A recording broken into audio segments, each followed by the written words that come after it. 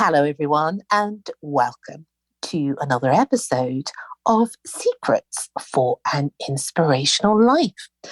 How are you all today? I hope that you are well. I hope there's a little bit of beauty, a little bit of joy, and a little bit of a spring in your step, wherever you are in the world. Here we are this evening in the United Kingdom, and I'm very excited about my guest. But before I introduce her, I have been contemplating, and you'll know why when you hear my guest's story. And the contemplation for the past few days is about where is our real home? And that is something that I think most of us search a lifetime to find. And there is no real answer apart from the fact that I always believe that home is really where you feel at peace. It's not really a place as such. I think it's a state of being. So you can be wherever. You can be in America, in Timbuktu, in Australia, anywhere. But it is where you feel at peace. And that's the most important thing, is that we can search a lifetime to find that place called home. But actually, I think it resides within us. And here we are. So delighted to welcome my special guest tonight. And that's the rather interesting and lovely lady who is Siobhan Daniels. Siobhan retired from the BBC 2 years ago after a 30-year career working as a reporter, presenter, and producer. During that time, she overcame many challenges, including working full-time as a single mother. At nearly 50, when her daughter went to university, Siobhan took a gap year from work and backpacked solo around the world. This trip changed her forever, and she began to develop her plan to one day travel the UK in a motorhome. By her mid-50s, she felt burnt out, whilst battling with various things in life. And she was also facing ageism and bullying at work.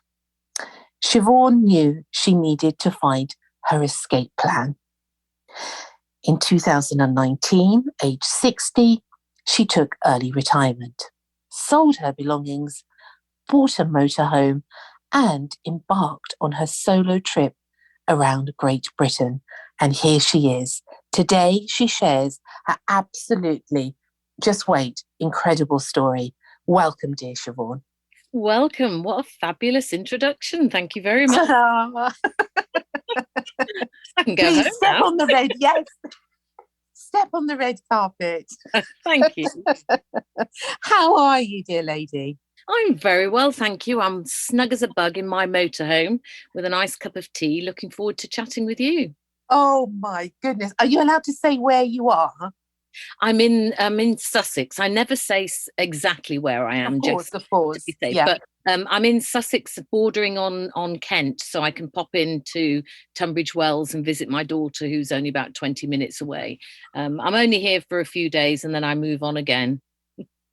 My goodness, what a story. You are such an inspiration. I have to say to the listeners out there, I was absolutely overjoyed when Siobhan agreed to come on the show, because her story is fantastic. And I think it plays those little chords in my heart of being myself, I think, a gypsy at heart, where or a dervish traveling around the world, which is definitely something that I used to do a lot in better days, but hopefully better days are coming even more. So before we go on, Siobhan, tell us a little bit about you and how this amazing journey began. Well, I mean, like you say, it started sort of many years ago. I got a seed in my mind when I decided that I was going to take what I called my mature gap year from the BBC. I've been a single mum for years. My daughter was going off to university. Sadly, one of my brothers had died at 53 from lung cancer, and I'd had to have a hysterectomy because I'd had precancerous cells. And I call that my hystericlectomy because I've never been the same since. But I had my hysterectomy and the bereavement, everything. It was getting on top of me. So I took this mature gap year and went traveling around the world. And I ended up traveling with people of all ages and from all walks of life. And it just made me feel so happy. I felt just the happiest I've felt in my life. And I just thought, I'm ageless, I'm fearless, I'm exploring, pushing my boundaries in life. And this is what I want to do more when I retire. So I got the seed then that when I retired, I wanted to travel. I didn't know what form that travel was going to take at that time, but then that's what I decided to do. Went back to work, got back in the swing of working and everything after my gap year. Sadly, then one of my sisters died the same age at 53 from lung cancer. And that absolutely knocked me for six. I just couldn't bear it. And my work as well, I was feeling sort of marginalized, and ageism was coming into play, and I was struggling with the menopause, you know, that cotton wool head where you can't remember things and feeling anxious. And so at that time, my daughter said to me, let's do a marathon, Mum, let's run a marathon. Bearing in mind, I'm sort of my early 50s and I'd never run. And I said, let's not. But of course she won, and we ended up running the Brighton Marathon, and then a couple of years later the London Marathon. But I'm telling you this because these kind of things started making me feel that I could push my boundaries, I could do things I'd never done before, I could face my fears and come out the other side. And crossing that finish line in the first marathon that I did in my early 50s, I just felt so empowered, so strong. I just felt I could do anything, and the only thing that would hold me back would be myself. But still I was struggling in life and work and all sorts of things. So I decided one day, when I found myself crying in the toilet at work, I was probably about 55, 56 at the time, because I'd had a hideous interaction with my boss in the workplace, and I ran off to the loo for some kind of sanctuary. And I was crying my eyes out. And I just remember thinking to myself, I can't carry on anymore. I can't keep pretending. I'm not living, I'm not feeling, I'm just pretending. And so I then hatched the plan that I needed an escape route. I didn't know what it was going to be, but I needed to escape. And I gave myself until I was 60. And I thought, I'm going to retire when I'm 60. And that's what I did, really. And for the next few years, I just kept working out how I could possibly just travel and be free in retirement. And I got rid of my flat and most of my things, and bought myself a motorhome and embarked on this trip that I'm doing now. Oh my goodness. It's just, I cannot tell you how wonderful I think you are, because what a courageous thing to do. And what was it? Was there a gradual feeling that you needed to do this? I know that you wanted to sort of feel free and everything, but what was it actually that made you make that final decision, Siobhan, to sell everything and to just do it? I think at the same time as knowing I wanted to travel, I was becoming more and more despondent with watching everybody going out and working ridiculously long hours to earn lots of money, to buy lots of stuff, to fill their houses with, including me. I was doing the same kind of thing. But it meant that they had so little time to really connect with people and connect with their friends and family, because they were out working for stuff that they didn't really need. And to me, it just seemed crazy. And I remember when I was going around the world in my late 40s, and I had my rucksack, I lived with everything that was in that rucksack. That's all I needed. And sometimes I'd even forget I'd got that particular T-shirt or something at the bottom of the rucksack. But I knew I could survive with very little. And I wanted to show people that we could all survive with far less stuff than we have at the moment. And so once I'd got my mind round it, that I wanted to get rid of everything, it seemed quite easy, really. And I was just going back and forth to charity shops with bags of things and selling things to friends and on eBay and everything. And I just got rid of it all. And my daughter was a bit alarmed, I think, at first. But, she soon realized that it was something that I was going to do. And the things that were difficult to get rid of, I'd take photographs of them. So I've still got memories. They're still there. They're still in my heart, but I don't really need them. It was the memories of when I bought them, when I looked at them. So I've still got those memories, and I can look at the photographs when I've got, when I'm just chilling out.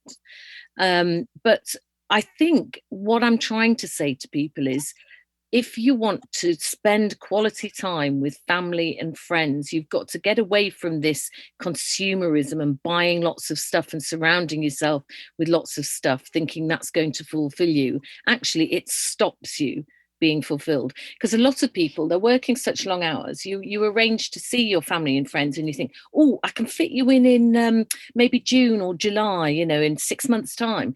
And when that time comes round, you might have had a horrible week. You don't really feel like seeing anybody, but because that's the only weekend that you can fit them in your busy schedule, they come and you're all pretending again.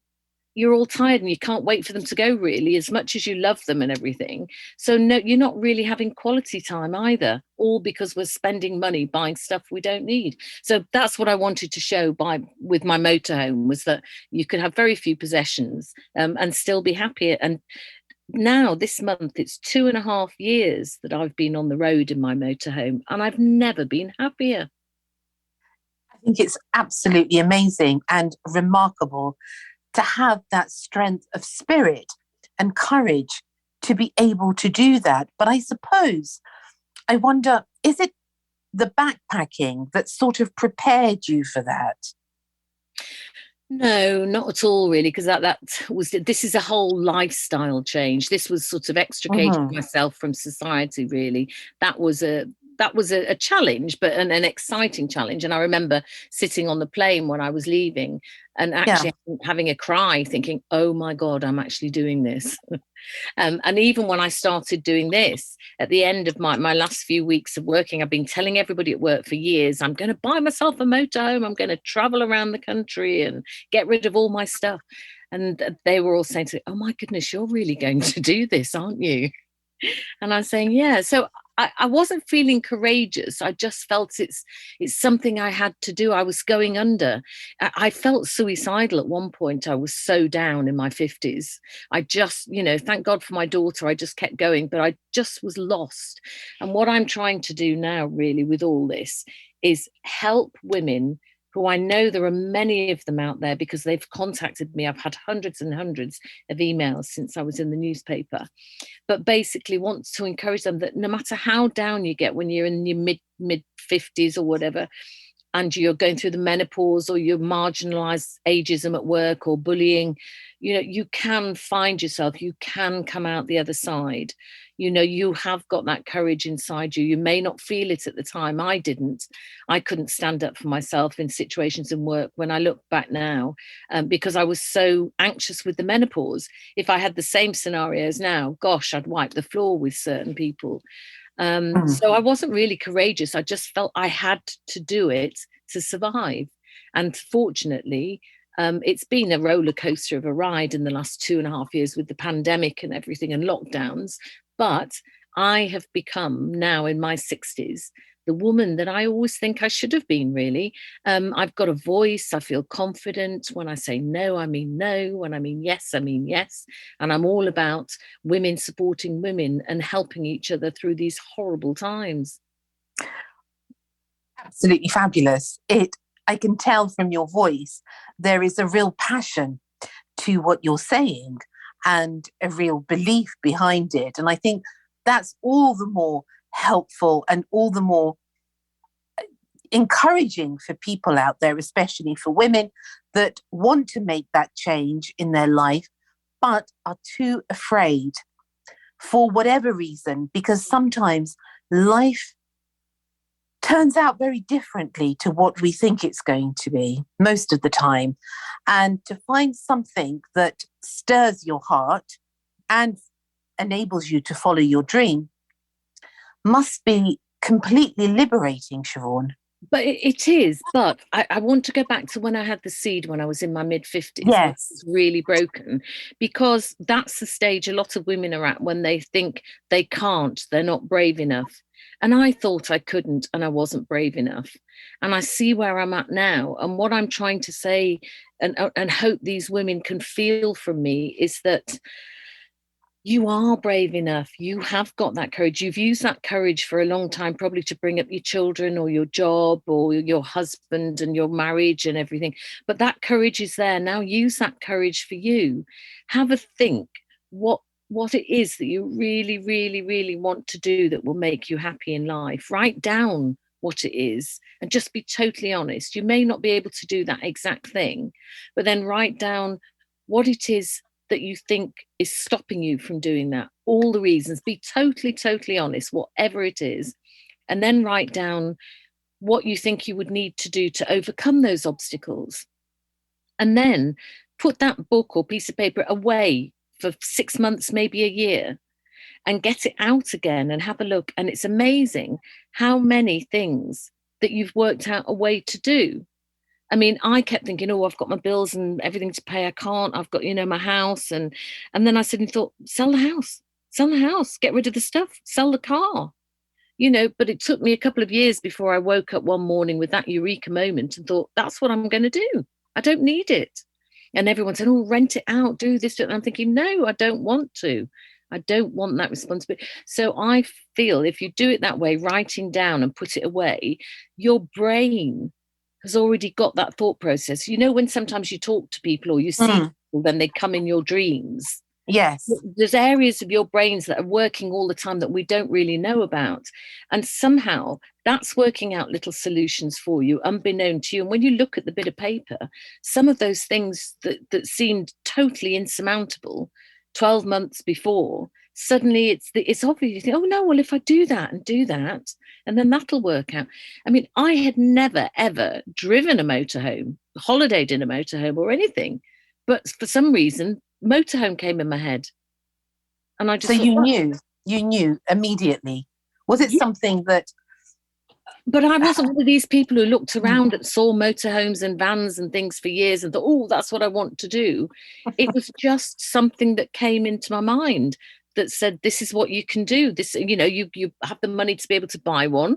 So just buy one, do it and set off. Does your motorhome have a name? Yes, it's Dora the Explorer. And she's fabulous. And do you know what? I went and looked at loads of motorhomes, and for about 2 years, I'd always be on the internet looking around and seeing what they were like and what I wanted and what I didn't want, and chatted to people. And then when I walked inside this one, I just knew that this was the one for me. It's perfect. It's got everything I need. It's got at the back area, there's a kitchen area with a cooker and grill and a hob and a sink, and then to the left of that I've got a shower room with a full-size shower and toilet and sink. Oh wow. I know That's very posh. All mod cons. And then I've got a fridge freezer and a microwave, and then I've got a central heating system that runs off gas or electric. So if I'm plugged into electric on a site, I can use it, or if I've got no connection to any electricity or anything, I just run everything off gas. So it's just like being in a little flat. It's lovely. I think it sounds lovely. And what about these things really interest me. And what about the sleeping area? Where is that? That's down the middle of it. I've got 2 long benches. They're like settees either side of it. And I literally just have to pull them out, and the cushions fall down, and each side is the width of a single bed, or you can put them all together like a super duper king size. When my daughter comes and stays with me, we do that. And then I've got a memory foam mattress rolled up in a locker above the driving seat, and pop that on it. So it doesn't take me long to make up the bed at all. So from the beginning, when you bought Dora the Explorer, and that was it, you were on your way. you got into Dora, and where did you go? Did you have any idea? Did you have any plans? How did that work out? I turned the key in the ignition and I hadn't got a clue really where I was going. And my plan was to have no plan and to go with the flow. And that really is pretty much what I've done for the last 2.5 years. But I headed up to Yorkshire because I'm originally from Yorkshire. I had a couple of trial run weekends going out to the Peak District and coming back to friends. But when I headed off for real, I went up to Yorkshire, to the Yorkshire Dales with two of my friends, because in a previous life I'd been a nurse for 9 years before I became a BBC journalist. Okay. So two girls that I knew from when I was 18 when we started nursing. The three of us did a week in the Lake District and we just had a ball. And I was able to get used to driving it with them around to give me a bit of confidence and cooking meals and having showers and things. We just had such a good time. And they were in their 60s as well.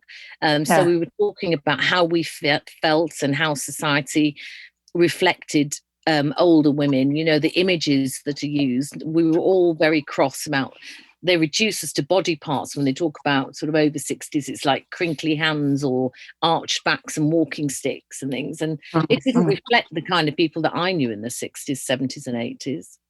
Yes, because I have a friend and he always says to me, and we have a little bit of a sort of a shindig about it. He said, oh, you know, older women. And I said, well, how old are older women? He said, well, you know, 40, 50.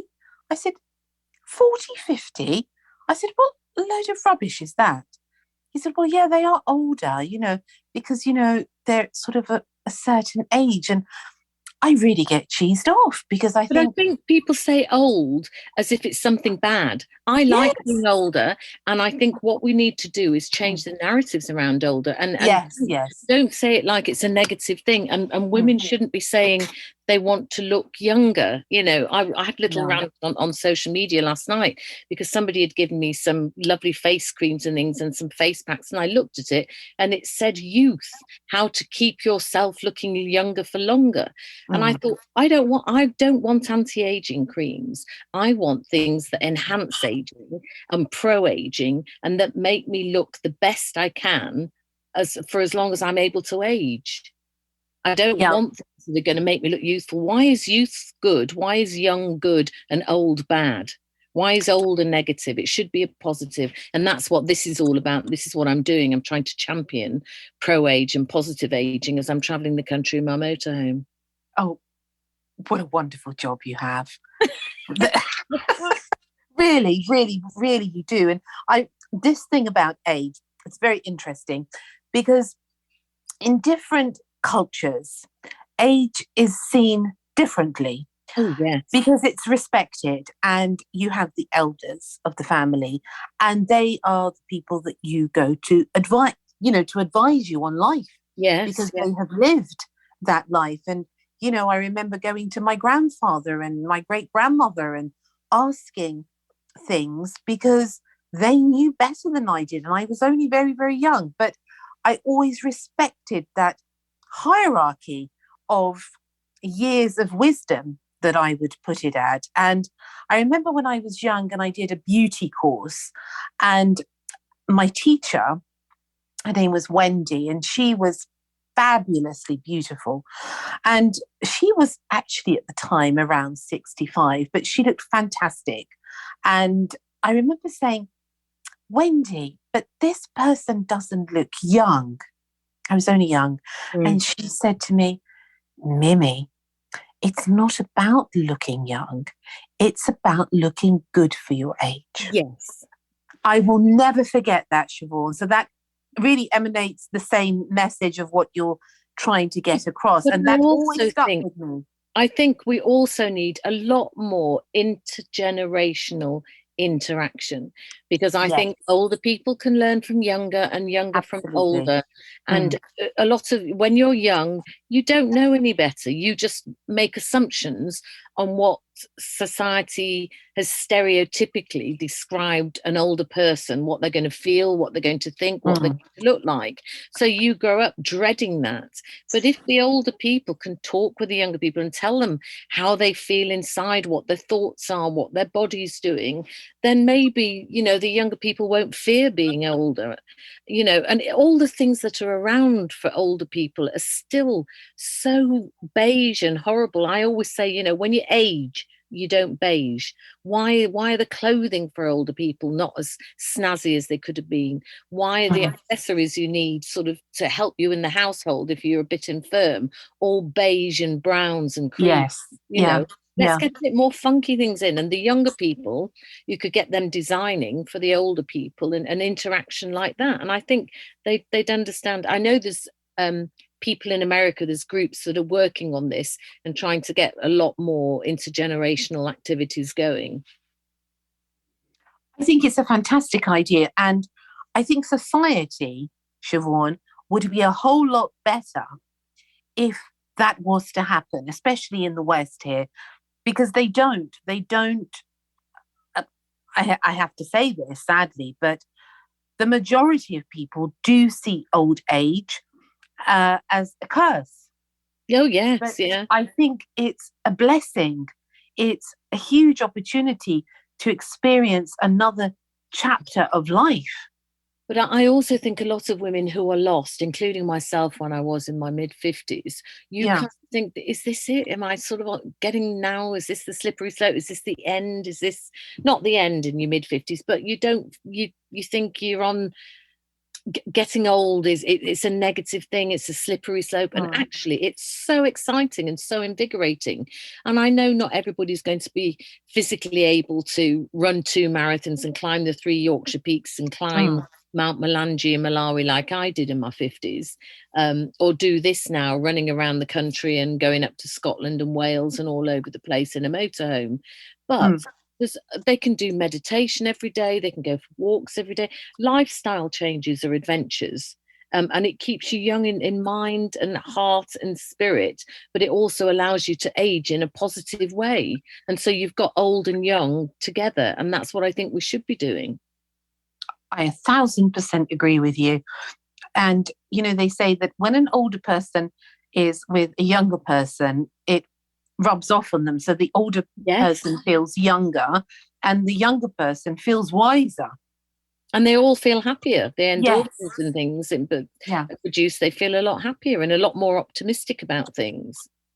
It's true, because if we look at our life, like the seasons, and not everyone passes through those seasons or is lucky enough to have those seasons of life.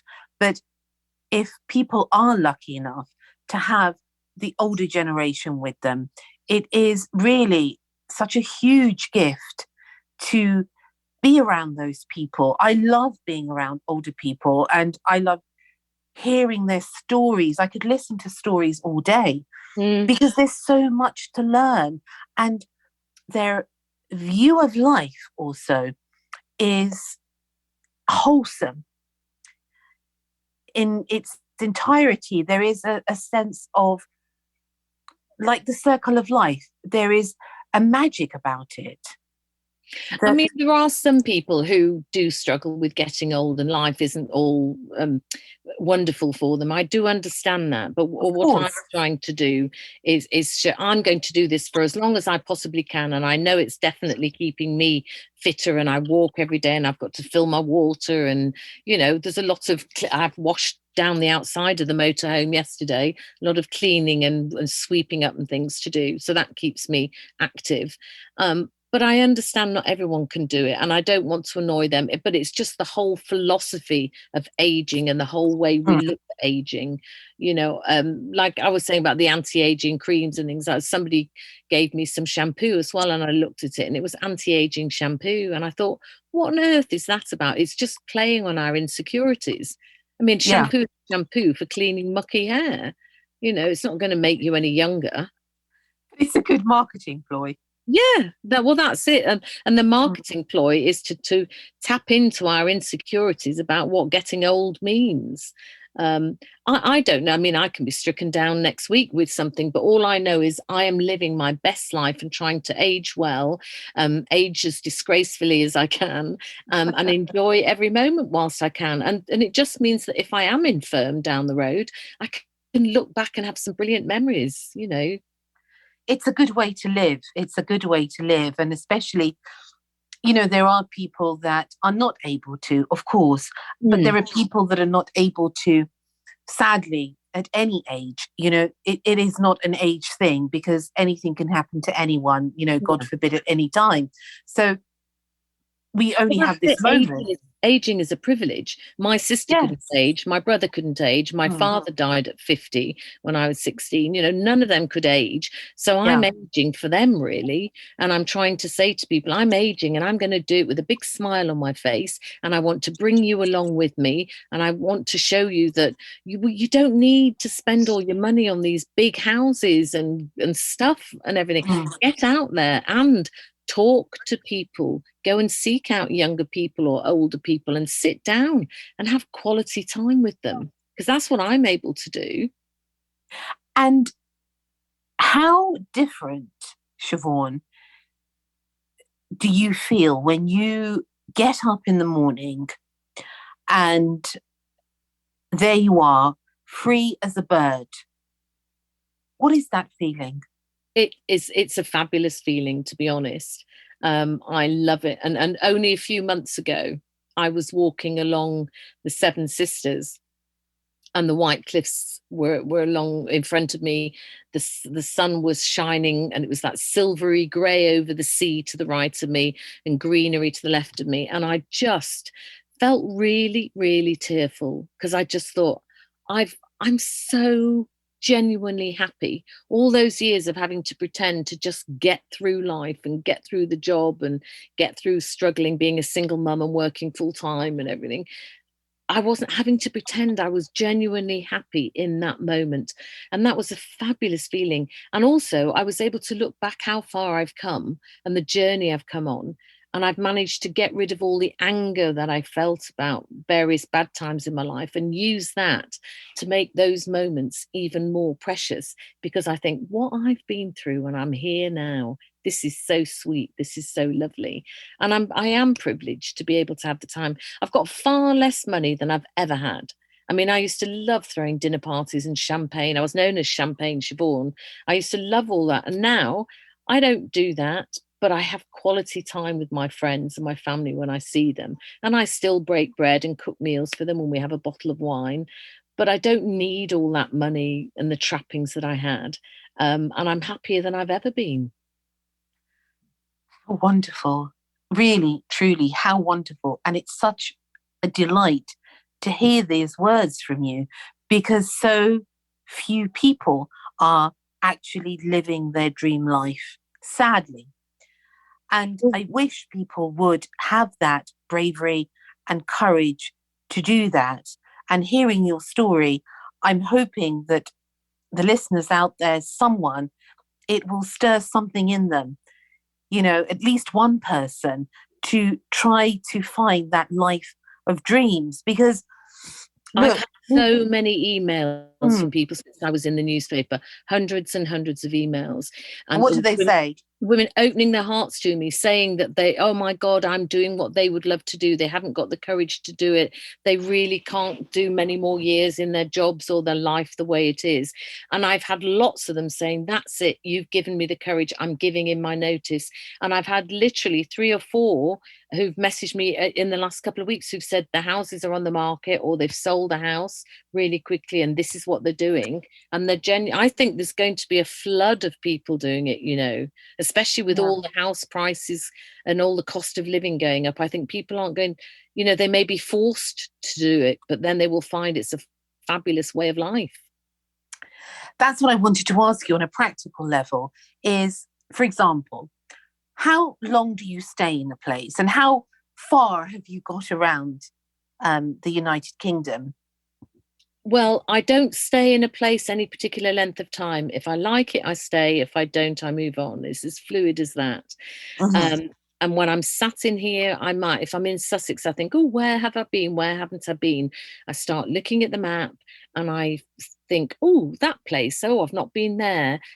And then I start Googling what there is of interest around there and reading it up. And then I start Googling, are there any little sites? Because I don't like going to the big campsites. I try and find the quirky ones, certified locations or certified sites that are affiliated with the big motorhome clubs, but they're only allowed 4 or 5, okay. and they're private. It's like where I am now, I'm the only person in this field, and I'm here for a few days.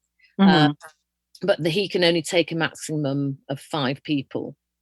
And so I've been as far as Scotland. I've been all the way up to Scotland. When I said I got rid of all my emotions and anxieties and things, that was very early on. I drove up to Aviemore and I went to the edge of a loch, Loch Morlich.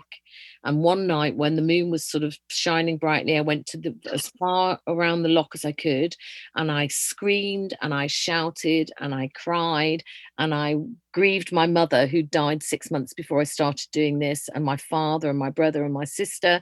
I had all those angry conversations I would have had with my work colleagues and my boss, that I should have had I not been menopausal.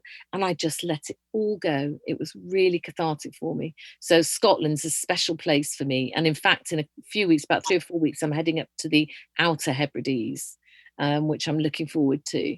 But then I've been all around Wales, and I've been Yorkshire, Lancaster, the Peak District. I'm all over, but I haven't done Devon and Cornwall, and I've literally stayed away from those at the moment because I think everybody who's got a tent or a motorhome seems to head down there, and that's my idea of hell.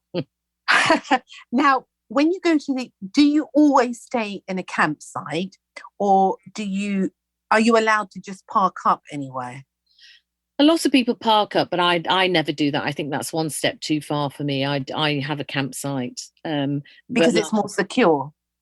no, not just the security. I like nice surroundings. I can't think of anything worse than them just pulling up on the side of a busy road and in car parks and things, to be honest. I'll sometimes stay in the car park of a country pub where there's an app where you can park for the night if you eat in the pub or drink in the pub. And some of them are lovely, beautiful settings.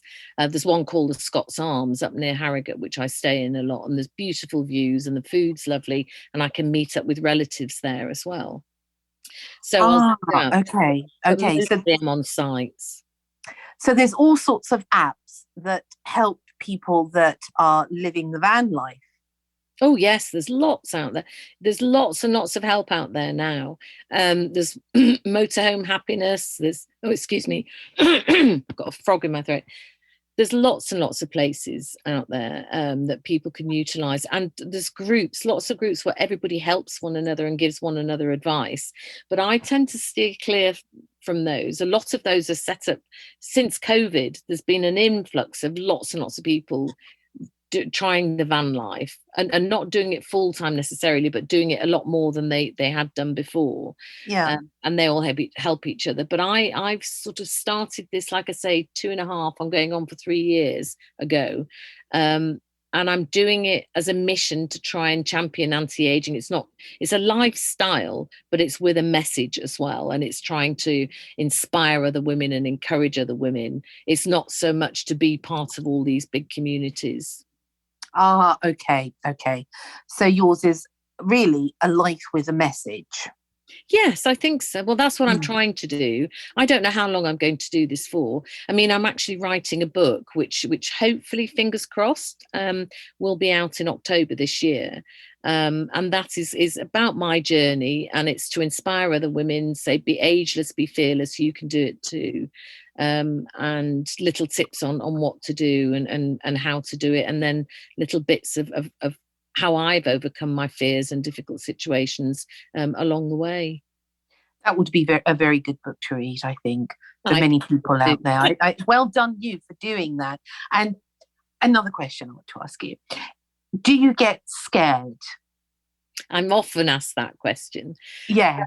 And no, I don't. I don't at all. The only time I've ever been really scared was when I did. Somebody told me about that app for staying in pub car parks, and I went to a play. I thought, oh, there'll all be a certain type of pub, and I went somewhere, and actually the pub was closed that night, and I was very scared. There were cars coming and going, and it was all a bit. I thought, oh no, this isn't for me. This isn't what I'm wanting to do. But other than that, no, I'm not scared. And I feel very secure inside here. And like I say, I stay on farms or in quirky places, you know, and invariably there might be another van there. So I don't feel scared at all. I feel quite secure. In fact, I probably felt more scared living alone in my house, you know, my flat, than I do here. I don't know why. It's a funny old thing, but I understand what you mean, because somehow, yeah, I feel safe in the car as well for some reason. I don't know. My friends always laugh and say, well, you're not the king of the road. No, I know I'm not the king of the road, but somehow it feels safe. I don't know why. Yeah. And a car is a car, but I suppose with your motorhome. And where do you do your lots of washing? locks as well. I've got alarms and locks, and I do certain things with the seat belts and to make it all secure. So, you know, I'm very security conscious as well. And like I say, I don't tell people where I am until I've left the area. Yes. When I'm writing about it, I just give I'm in Kent or Sussex or Yorkshire or wherever, but I don't give specifics. So, yeah, that's why I said at the beginning, are you allowed to say? But I mean, not giving specific locations is a very wise thing. But I wanted to say to you, and it seems so sort of trivial, but where do you do your washing? I wash a lot of things by hand because I actually enjoy washing things by hand. And then when I see, because I'm from a big family and I've got lots of friends, I'm lucky, I tend to see people every couple of months. And when I arrive at theirs, I wash all my bedding and my big things.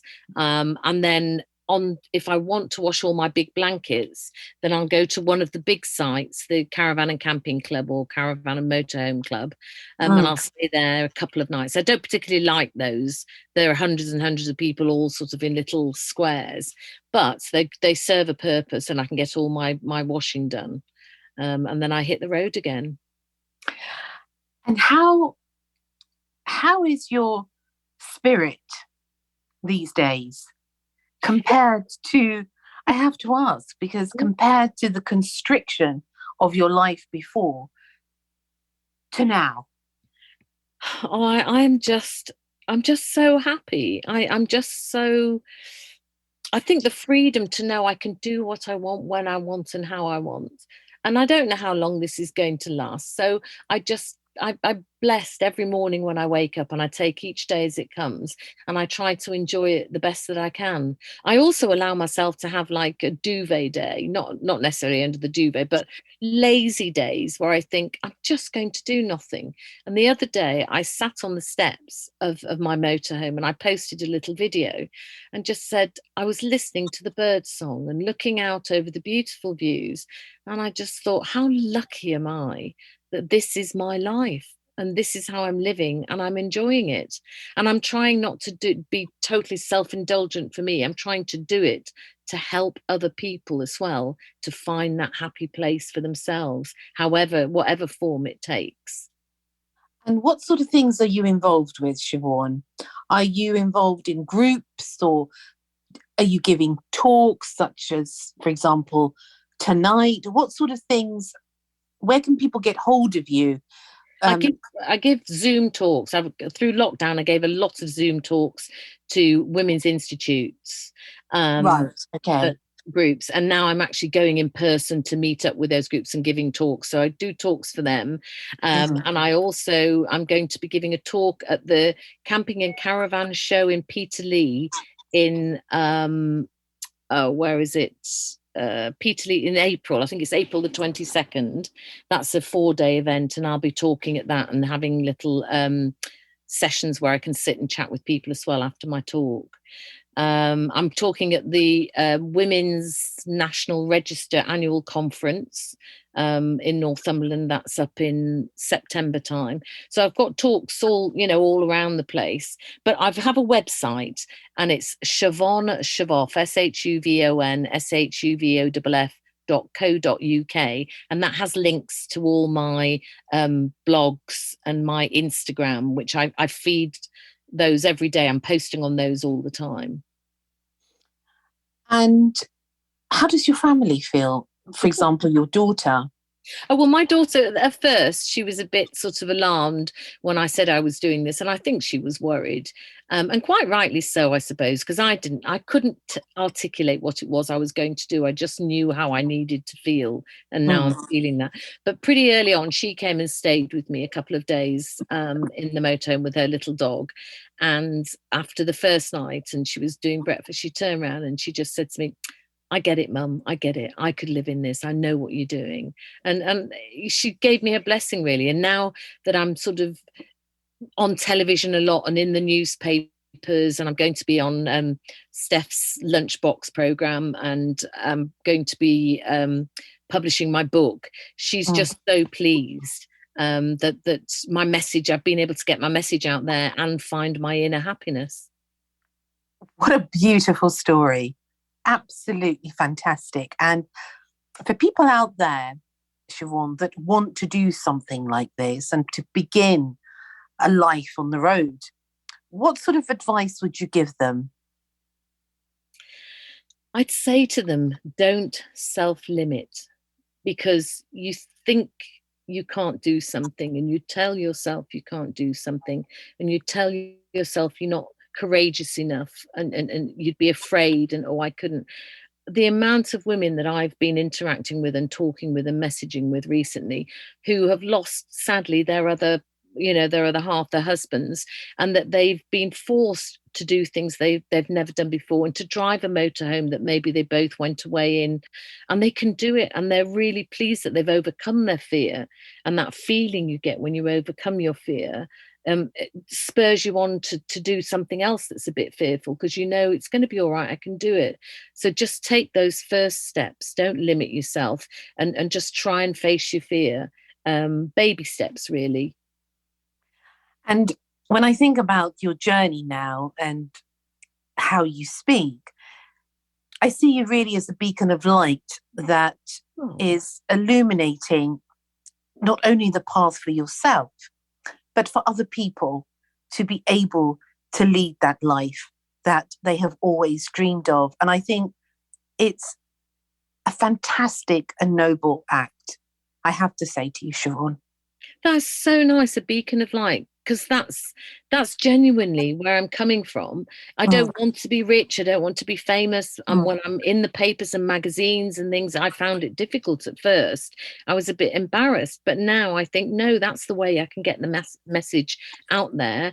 And a lot of women who were feeling how I felt at that time, and they're feeling it now, hopefully they can relate to it. And like you say, it will spur them on to think, do you know what? I'm going to give that a go. I can do that. Not necessarily something as mad as getting rid of your flat and your possessions and getting a motorhome, but just doing something that maybe learn to sail or go running or learn to sing, join a choir, just do anything that they've always really wanted to do, and they know it would make them happy.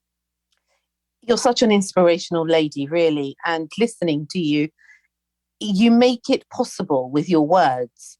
There is this, I don't know what it is. It's an energy behind your words that really, it seems like the impossible is possible when you speak. It is. You can always find a way.